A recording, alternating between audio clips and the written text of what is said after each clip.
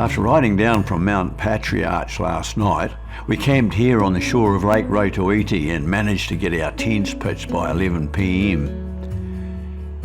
We've enjoyed a good breakfast and all that remains now is to lock our tents and go.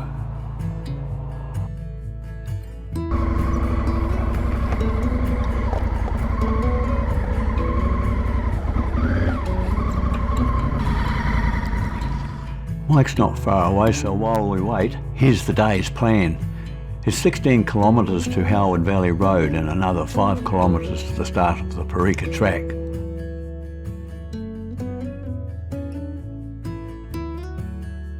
Here we are up in the top right hand corner at the start of Howard Valley Road, and we've turned a couple of corners down to the ford, across some flat farm country, and then we start winding our way up.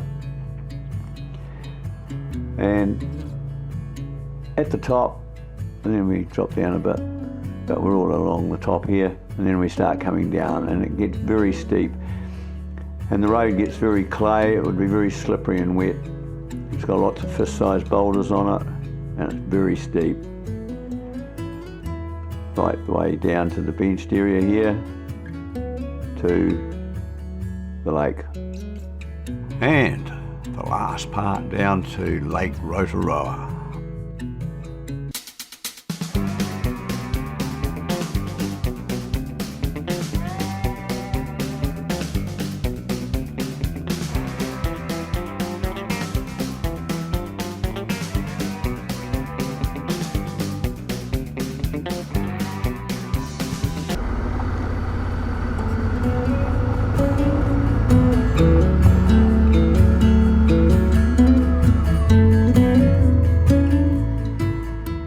Day 3 was ticking over nicely.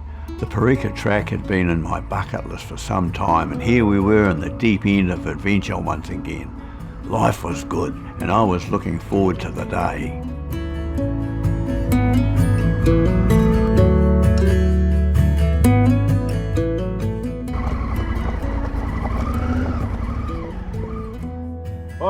My turn to follow you. Stop at the gold fossicking area and we'll have a snoot. At the where? Gold fossicking area? No, if I'll stop anywhere it's interesting anyway. Okay.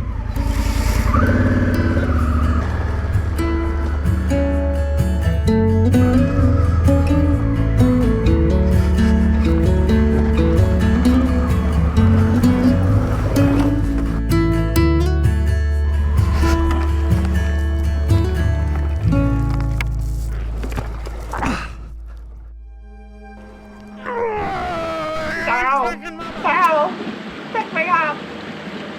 I'm getting wet. Carol. Bloody hell, Blackie, settle down. What the hell? 1 second I'm crossing the creek, next thing I'm standing here looking at you lying down. What happened? My front foot slipped sideways.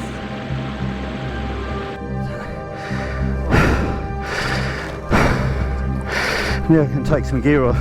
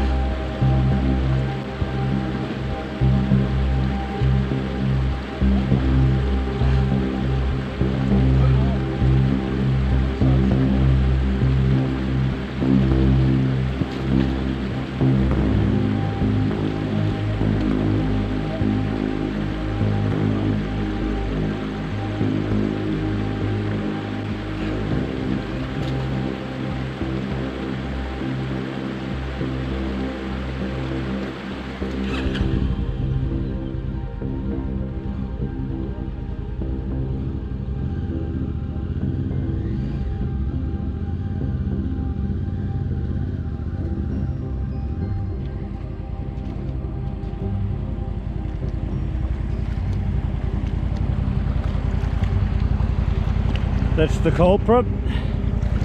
Slippery as. As you can see, this part down here, that part down there is all smooth. However, all's well that ends well. The helmet cam showed I was doing 17 kilometres per hour when Blackie landed hard on rocks. If it wasn't for the crash bars, it would have been hundreds of dollars damage. Mike's T7 Yamaha has had specialised suspension mods added, which makes his bike even taller than mine. Trouble is, one can't get one's feet out far enough to support the bike properly when it leans over. Those rocks are bloody slippery, aren't they? I should have walked it first. Walking across, I was losing my footing. That one rock, eh? Yeah. Definitely on the wrong line, you can see the line.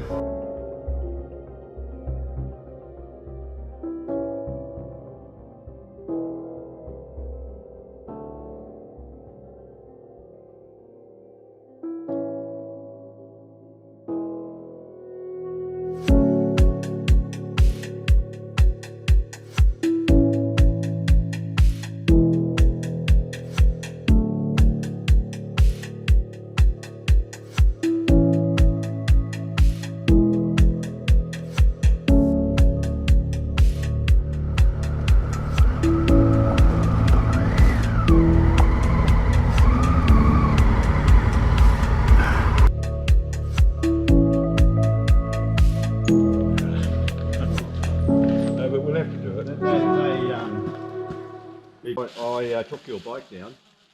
That was We rode 4 kilometres from the ford to this pleasant spot and enjoyed something to eat before riding the last little bit of remaining uphill. That's where we came up the hard valley. Tried to correct it by coming over to the right hand line, and that was the result. Oh bugger.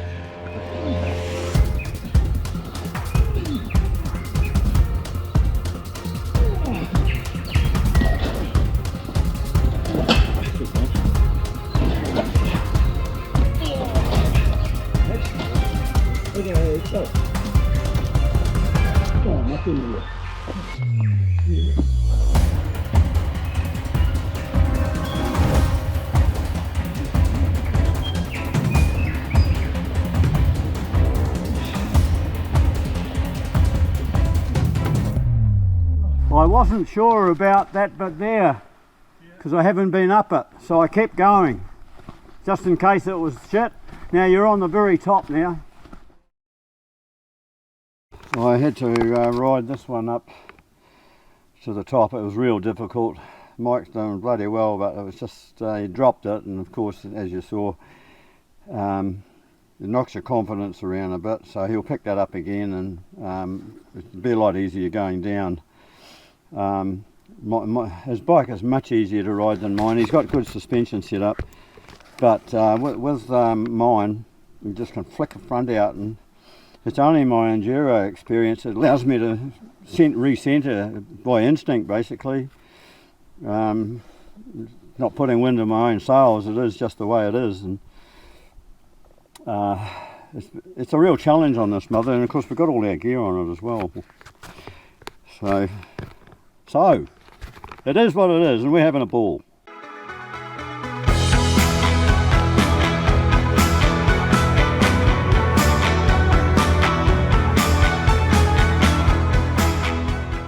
Incidentally, that valley in the distance has the Porika Track running through 7 kilometres of delightful beech forest and suitable for cars.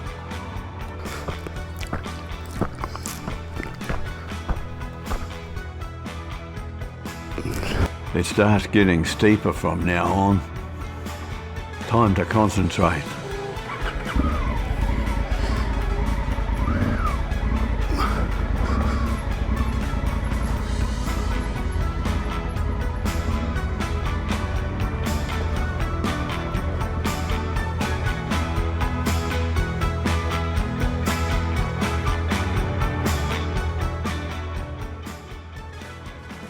Something I've never done before, what I'm doing now.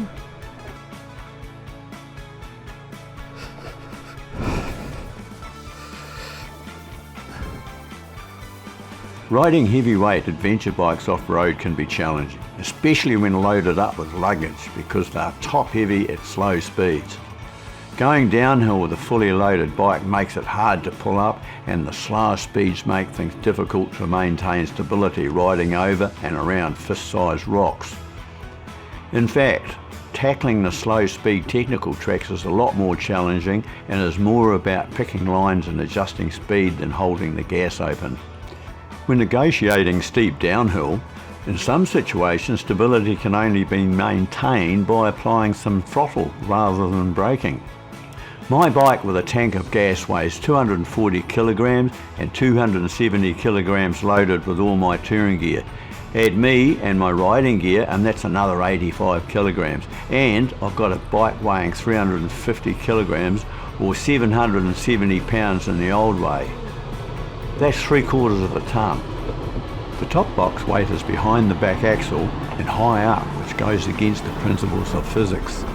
Having my camera and drone gear and important items that need protecting in my top box in case Blackie falls on the side is the biggest contributor to Blackie's instability when going slow.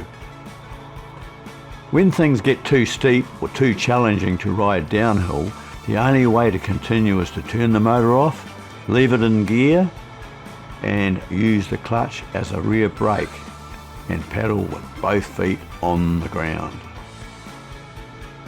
There's Mike walking up to get his bike that fell over.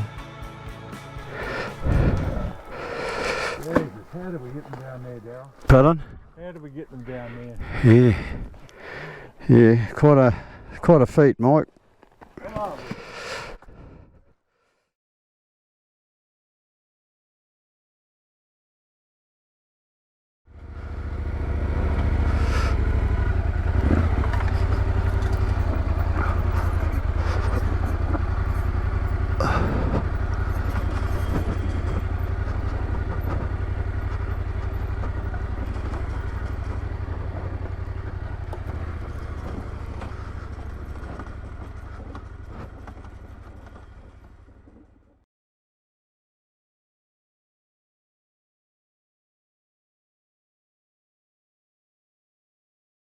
Now I'll pop up and get Blackie.